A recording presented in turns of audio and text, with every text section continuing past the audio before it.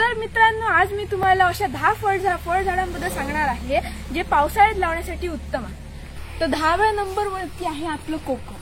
कोकमाचे असे फायदे आहेत की आपण ह्याचं आमसूल करून ह्याचं सरबत आपण पिऊ शकतो आणि ते उन्हाळ्यात पिण्यासाठी बरं असतं।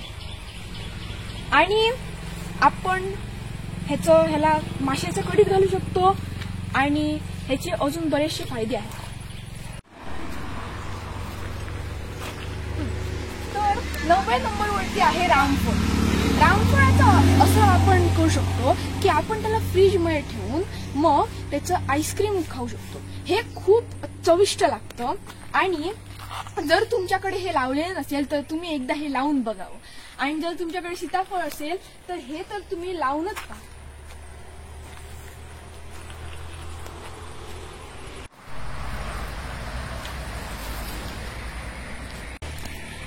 तर जर तुम्हाला मेहनत न करता या फळाचा आस्वाद घ्यायचा असेल तर आपल्या 8व्या नंबरवरती आहे पपई। ही चविष्ट सुद्धा आहे आणि आरोग्यदायी सुद्धा आहे। ह्याचं फळ खाल्ल्याने आपल्या डोळ्यांची बघण्याची क्षमता वाढते। केळीचं झाड हे अमर मानलं जातं आणि जर तुम्ही हे आपल्या आवारात लावलात तर तुम्हाला ह्याची फळं आयुष्यभर मिळू शकतात। केळी खायला सुद्धा बरी असते, म्हणून तुम्ही हे झाड लावूनच पाहायला। 7व्या नंबरवरती आहे आपल्या कोकणातला रानमेवा म्हणजे काजू। काजूचे असे फायदे आहेत की हे खाल्ल्यावरती तुमच्या अंगातली उष्णता वाढू शकते। तर 6व्या नंबरवरती आहे जांभूळ।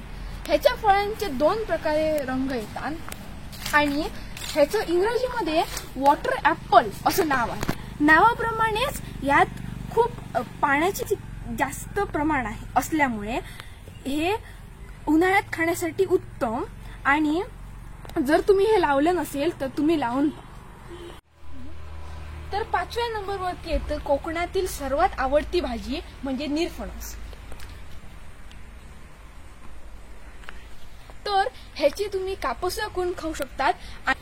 तर बेसनात डीप फ्राय आणि रवा फ्राय हे 2 प्रकार तुम्ही खाऊन पाहिलेच पाहिजे।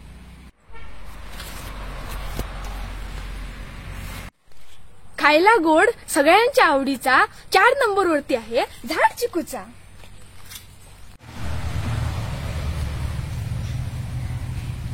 3 नंबरवरती आहे 3 डोळ्याचं असलेलं नारळाचं झाड।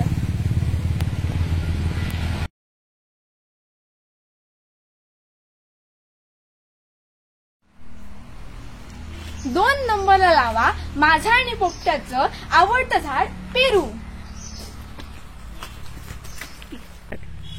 तर 1 नंबरवरती आहे आंबा। तुम्ही म्हणाल आंबाच का?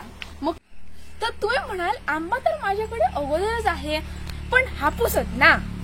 मग आज तुम्ही केशर लावून पहा, तोतापुरी लावून पहा, मानकुर लावा, असे वेगवेगळे प्रकारचे आंबे लावून पहा।